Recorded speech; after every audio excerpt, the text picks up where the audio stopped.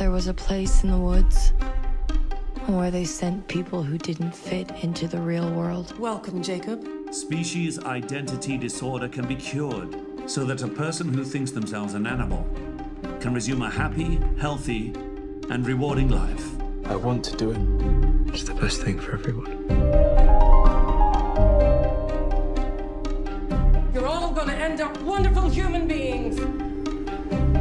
They say the wolf and the wildcat are natural enemies. But they're wrong. How long have you been here? Since I can remember. I'm putting you out of your misery. We call him the zookeeper. Keep clear of him. Ever think of running away? Only one person ever did. I've always had this feeling, these instincts. Stop. You're gonna get us caught. I can't. It's a cruel, cruel world. Once upon a time, there was a wolf and a wildcat. I wanted to live happily ever after. It's not just about surviving, but surviving is me. Do you really think you can have a life with that boy?